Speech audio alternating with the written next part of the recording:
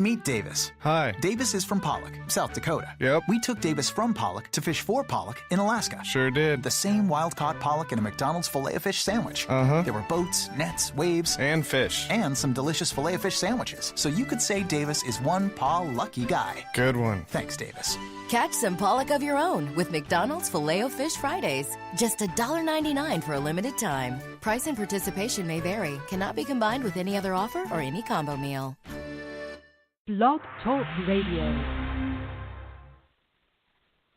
Hello, folks. How you doing? It's Danny Tisdale, and you are listening to the Danny Tisdale Show. I hope you are doing well on this Sunday morning in Harlem with some beautiful weather, and we have a special show today. We are doing a in-memory show of Harlem's Greg Marius on the Danny Tisdale Show with guests who will talk about Mr. Marius and his work in Harlem.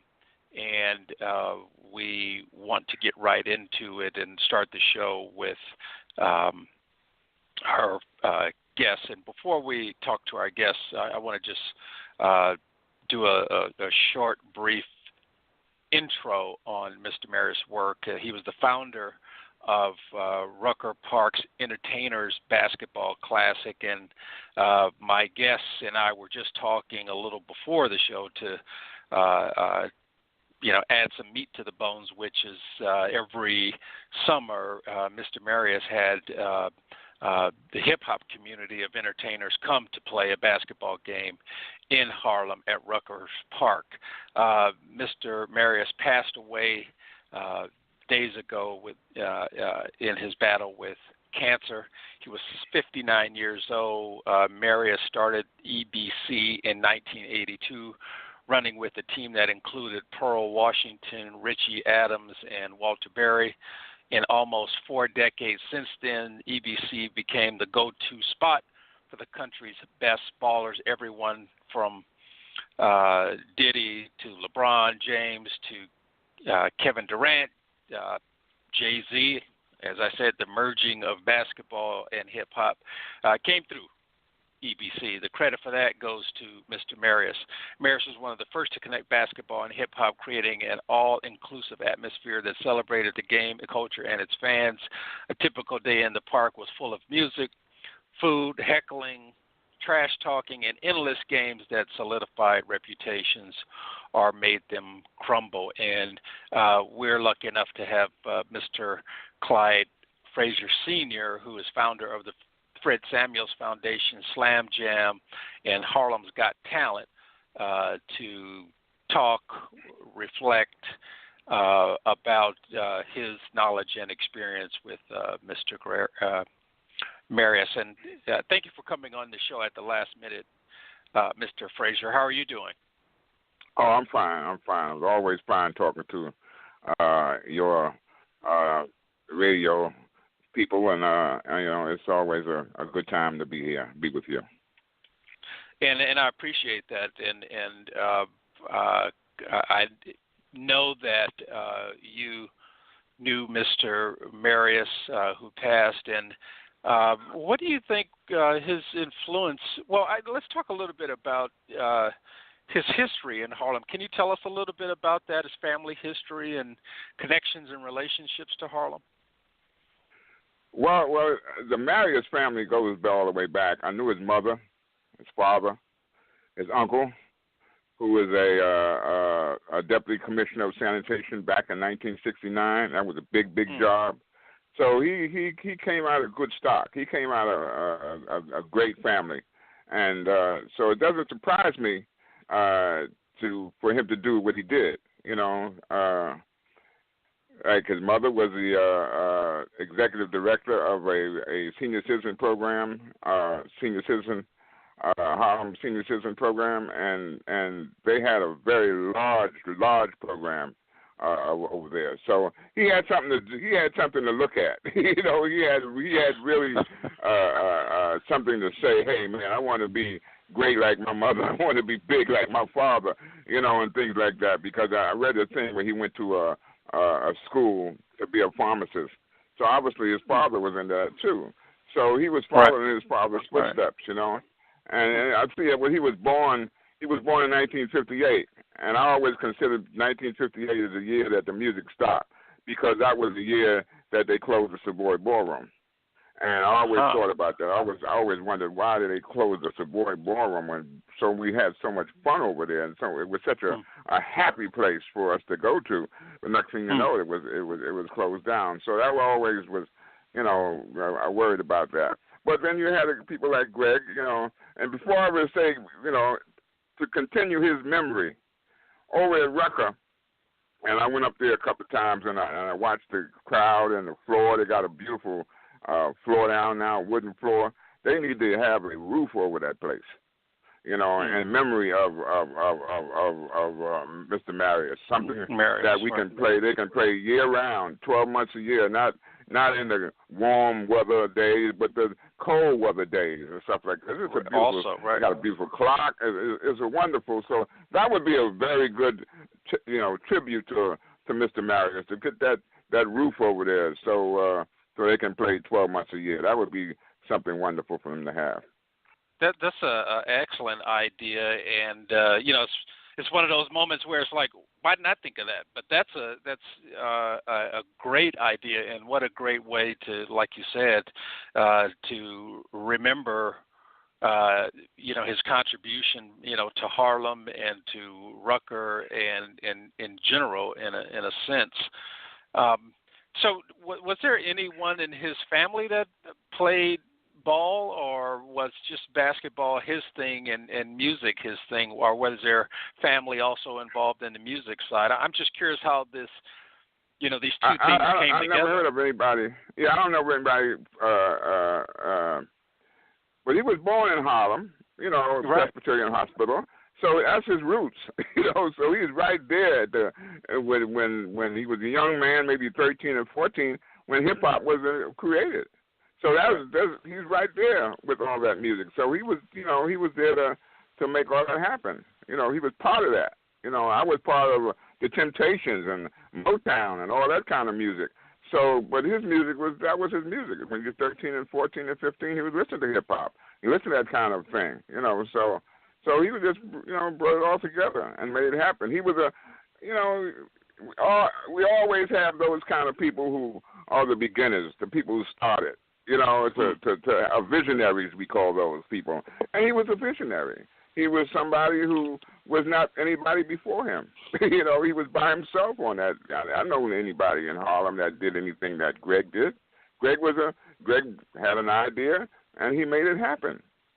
I'm so proud of him. I'm so proud of that. I knew him. We shared each other's phone number. I could call him. He was the kind of guy who would call me. Mr. Frazier, such and such is in the neighborhood, and they got such and that. He would share information. He was that kind of person. So I loved him for that. Some people just hold everything, very close to their vest, but no, he wasn't like that. He shared information with people, and that's why so many people came out. Oh man! Right. Oh, it was incredible. It was incredible. So many people came to his what you call going home ceremony. I would call it the going home ceremony. This is at the Apollo. No, that wasn't at the Apollo. That was at the church on 116th Street. I forgot the name of it. It's right there on 7th Avenue. The pastor ran for Congress a couple of years ago. I have it in my notes, and I just can't find it. Right. Candidacy, some of the C.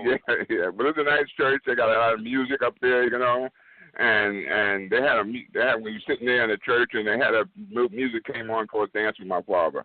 So I never heard that kind of music in church before, but it was inspiring. It was beautiful, and ARC choir was there, and there's so many people were there. I didn't see any professional basketball players there. Maybe they were busy, and I know that, but I didn't see that. But I saw the people. The people came out to pay their respects. The same people who were at Rucker watching those games, listening to the music, and enjoying themselves. They came out to say, "Thanks, Gregory, for what you did for us." That's what it was all about. And that's fantastic. Tribute to him and the work that he's done. And at the same time, I do want to kind of step back before going forward, because it's no small thing that,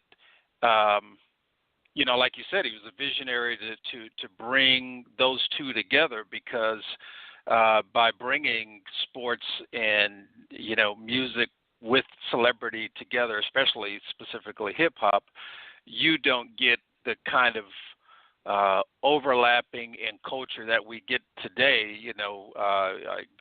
Like what Allen Iverson and his sensibility of bringing the two together. Obviously, Diddy and bringing the two together in sports and music, and really how large it's grown. And I think some of that credit can be given to Greg Marius and the work that he did in Harlem, just like so many things, start in Harlem and grow and become, regional, national, global forms of entertainment. And just thinking of, that influence on the world. What do you think about that? Is that something that you see, or do you see that differently? What's that? What do you mean? Well, just seeing how it's, just from the work that he was doing in Harlem, it's grown to be such a international sensibility of music and sports coming together. And specifically, it was music and basketball with what Marius was doing at Rucker. But internationally, it's all about sports and entertainment now, especially sports and music, should I say, specifically. You almost can't think of anything these days not being the combination of sports and entertainment, especially music. Yeah, music is part of basketball, So what he did was just bring the new music to basketball. That's what all he did. He brought the new music, which is hip hop and that type of music, to his entertainment, and which is a great thing, So, do you think that's a Harlem thing, or is that just something that happened with? I think I know your answer. Is that a Harlem thing, or do you think that that's just something that happened and he just happened to be in Harlem? I think that was a Harlem thing. Yeah, I think it was. I think it was a Harlem thing. Had he had an opportunity to stay with us, and maybe another year or two, he probably would have branched off and took it to other cities. His entertainment, and he would put the whole package together, where he took the league into the music and put it on the road, and then you would have saw him, doing things in Chicago or other spots. He would have did that. He would have been on the road, just like Vi Higgins. Right. Her music thing is now on the road doing with her music thing. So he would have did that. He'd have been doing that. But right now he was a Harlem guy, and he was at Rucker, and he was big. He was huge. That was a wonderful program. But I just wish it was 12 months a year. I just wish they would, like I said, put the roof on. I'm looking at people talking about $54 billion of defense spending and missiles and all that kind of stuff. That's like $3 million over there. That's not a lot of money. That's like chump change compared to what we store away money doing other stuff. And that would be like we said before. That would be a tribute to him. To put the roof up there and then to put Greg Marius on there. Right, tribute to Greg Marius and everybody who come in there. Right, you see that, a tribute to Clyde Frazier. So what else can we do? What else can we give him? In terms of somebody who step up and keep going with how he did that, what he did the music and stuff like that. I'm sure somebody could do that, but to put a roof there and put a plaque up there over there with his name and what he was all about, that would keep people remember him for forever. And that's what we need. We need to remember people like him forever. We need to remember him. People who came out to pay their last respects. We should remember him. We should have something going in his name or whatever. But that roof over there and a Marius roof, with a plaque over there, or whatever the case might be, would would be a long-standing kind of thing. You know, I'm a 9/11 father. I go downtown, you know, to the memorial, and I see my son down there, you know, young blue, and they got lots of money in that memorial, you know, pool and everything else like that. That's right. I would love to see the lasting memorial that they have for my son, because he did a wonderful, wonderful work. You know, they both were basketball people. They both did what they did, you know, and he deserves something, a tribute, the same type of tribute I see down on 9/11. He had the same type of tribute up here in Harlem. So, and we're going to come right back to that, Mr. Frazier, because I'm going to take a quick station ID. We, believe it or not, are already at the halfway point, and I just want our listeners to know that they're listening to the Danny Tisdale Show on Harlem World Radio, and, of course, I'm Danny Tisdale, and I'm speaking to Clyde Frazier Sr., and we're doing a special Greg Marius show in honor of him and in celebration of a fellow Harlemite. And we're talking about the celebration of his life, and be done as we look back and as we look forward for in honor of him. So we were talking about a roof over Rucker.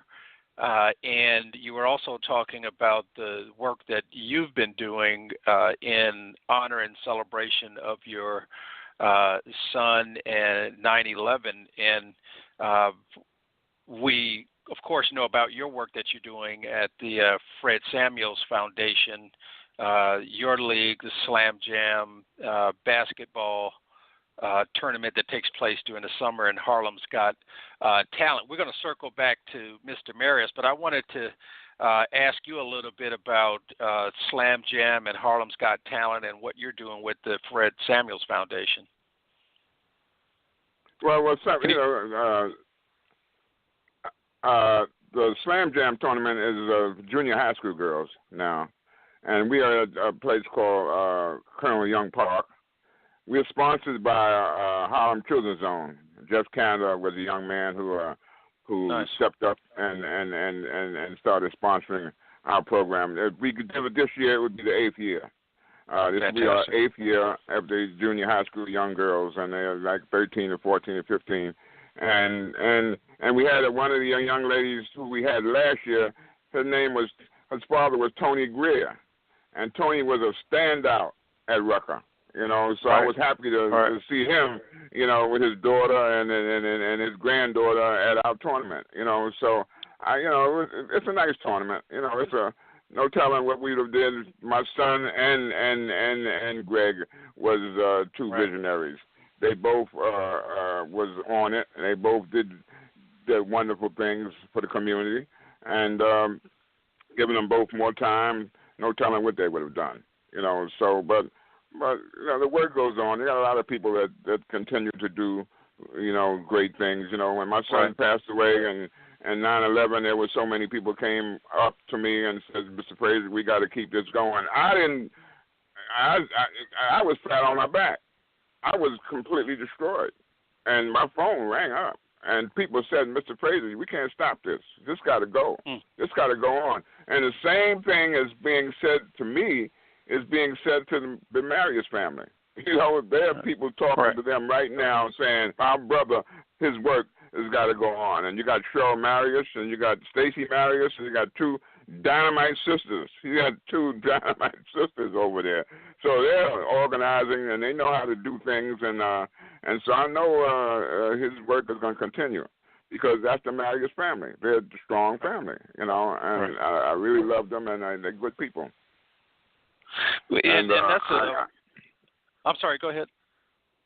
I just said they're very excellent family. They had Brownstone on Travis Row, you know, and they brought it, I think, in 1958, or something like that. No, not 60-something. 1960-something, they brought a Brownstone 60s, over there. Right. And, so they had a nice Brownstone on Travis Row, and the family was there. The mother and father passed away, but they was able to, the sons and the daughters and everybody else was over there. Nice. So it was a continuation over there. The family stayed together. So that's why you got a Greg Marius. because you got people hanging in there with each other. And I hear you completely, and it's it turns out we have two amazing stories. The story of obviously Greg Marius and your story at the same time. And Mr. Frazier, is that unique to Harlem? The incredible work you're doing, the incredible work Greg Marius did, or is it two unique people? What is going on here, with these programs and with these, men, this man behind this program? Is that something unique to Harlem, or are we just having an insight of what has happened in Harlem, and it's a good example of what's happening all over? Well, thank God we had Greg, Greg and people stepping up and helping out. But we don't have a boxing program in Harlem. We don't have a real good baseball program in Harlem. We don't have these things anymore, and you have to have these things if you want to, I remember a young lady by the name of Ophelia DeVore. Remember Ophelia DeVore? I don't know if you remember her. Oh yeah. But she had Ophelia DeVore, she had a program where you teach young women how to dress and how to walk and all those kind of things. Right. That was way downtown. So how come we couldn't get these things in Harlem? I don't care how you couldn't, have a program for young women and all that kind of stuff to teach them how to dress and how to and behave and whatever case might be. We need these kind of things. We need these things to help our children. To associate with other people and whatever case might be. So these programs are very, very. We had a guy. His name was Carl Nesfield. I knew him very well. Carl was a commissioner. We had the football and he had baseball. He go from one to the other, like going from back and forth. One to the other. He finished football, he goes into baseball, and it was a huge program, huge. Kids all over. Brooklyn kids came to play. Bronx kids came to play. My kids from Manhattan came to play, and we all were friends. We wasn't cutthroat. We wasn't, mad at each other. I'm gonna knock you down, knock this guy down. No, we didn't play like that. And so that's how we grew up. We grew up to be, to be happy. I saw a young man that's on TV not too long ago. He's got a gun. He's holding up a store. Come on. We don't need to be doing things like that. One mother who took a gun out because her son was was too slow for getting a haircut. And she's like, we need to step up to the plate now a little bit better. Yeah. And he was in barber school, $6 for a haircut, and they said she took too long, and she'd take a gun out of her purse. Come on, we wasn't like that. We wasn't like that in Harlem. Harlem was not like that. We went everywhere, all over the place, from the Bronx.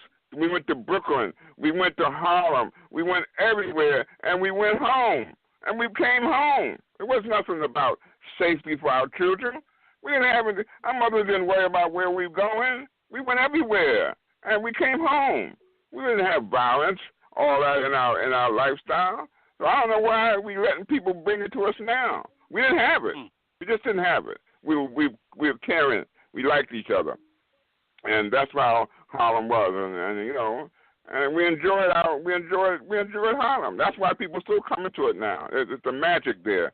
That's why you and I can talk about it. True. Because there's the magic about Harlem and what it brought to the table and all the people it had. From Marcus Garvey on to Marcus to Adam Clayton Powell to so many of them. So many Fred Samuels. So many people who graced our streets and did so many wonderful things. So we need to continue that. To make that come about, and so women too that graced our places, so many. Alma John, I was a great friend of Alma John, Queen Mother Alma John. She was incredible, she was incredible, wonderful lady. Still doing shows, still helping people, still doing the Kwanzaa show at Harlem Hospital.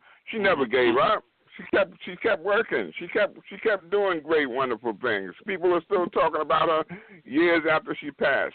I was with her too. I'm with John. She was a wonderful lady, always helping people.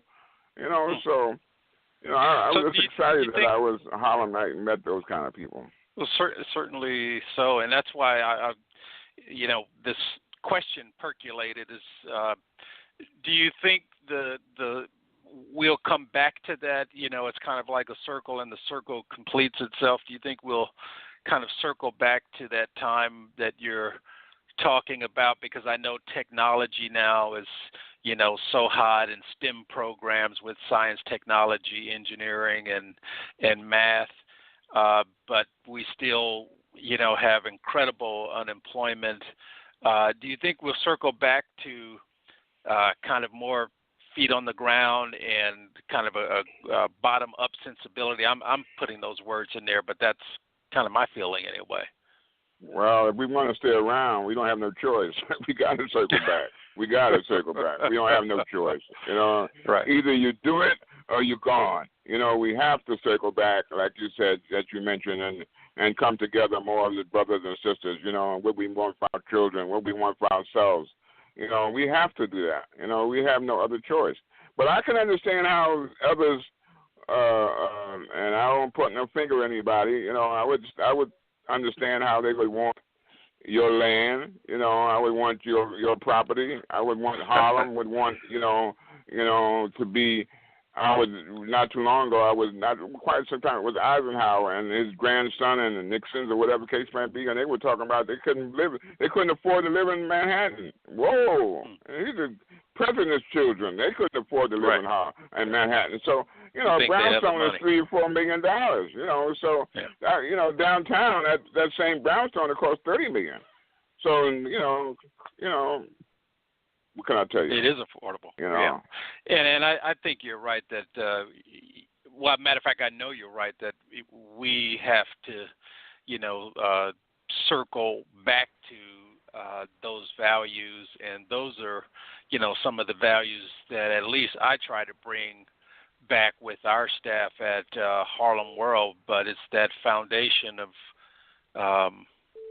what we built the company on, and why we try to keep talking about this, great history and building on top of that history, because it's an incredible foundation, for us to build on. So I agree with you that we definitely will circle back, and we'll be trying extremely hard to do that with others. And much like we've talked about in our partnership, to understand that, see the history, and see the importance of it, and we do that in this special broadcast for Greg Marius and the work he did at the Rucker Parks Entertainers Basketball Classic, and I hope that we have another classic this summer, and we've. Mr. Frazier already hit that time, and just so that people can stay in touch with you and get involved in your program during the summer, is there a website or social network or phone that people can reach out to you to, donate to the work that you're doing and possibly volunteer this summer for Slam Jam or Harlem's Got Talent? Yeah, my email is rosetip@verizon.net, and you can give it out anytime you want to. It's rosetip@verizon.net, and if you just reach out to me, and I'll get right back to you. My phone number is 347-285-8033. That's 347-285-8033. And I'd like to also thank you, Dan. You're a wonderful guy, and I've always enjoyed talking to you and being part of your whatever you're doing, a Harlem World magazine, and whatever you can do and whatever I can do to support you, I'll always be there, because you're always there for me too. So, and I thank you for your friendship. Thank you, sir. I think of you just like I think of Greg. You guys are the same. You guys are two wonderful people to be around. You can feel a person. it's like a kid, A kid, you might be young, but they know how if they like you, they can feel you. They right. know there's other people that can feel you. They know if you're real or you're not real. So, and I can feel guys like you and Greg. I can know the guys are real. They're genuine. And they come to help. Thank you, sir. And we're down to our last 9 minutes. I hate cutting you off, but I don't want your words to be cut off. So I would love to have you back, and I'll reach out to you. Thank you. Bye-bye. Thank you so much. Bye-bye. Bye-bye. Folks, for listening in, and we look forward to engaging with you in our next show. Bye-bye. Meet Davis. Hi. Davis is from Pollock, South Dakota. Yep. We took Davis from Pollock to fish for Pollock in Alaska. Sure did. The same wild-caught pollock in a McDonald's Filet-O-Fish sandwich. Uh-huh. There were boats, nets, waves. And fish. And some delicious Filet-O-Fish sandwiches. So you could say Davis is one lucky guy. Good one. Thanks, Davis. Catch some pollock of your own with McDonald's Filet-O-Fish Fridays. Just $1.99 for a limited time. Price and participation may vary. Cannot be combined with any other offer or any combo meal. Meet Davis. Hi. Davis is from Pollock, South Dakota. Yep. We took Davis from Pollock to fish for Pollock in Alaska. Sure did. The same wild-caught pollock in a McDonald's Filet-O-Fish sandwich. Uh-huh. There were boats, nets, waves. And fish. And some delicious Filet-O-Fish sandwiches. So you could say Davis is one lucky guy. Good one. Thanks, Davis.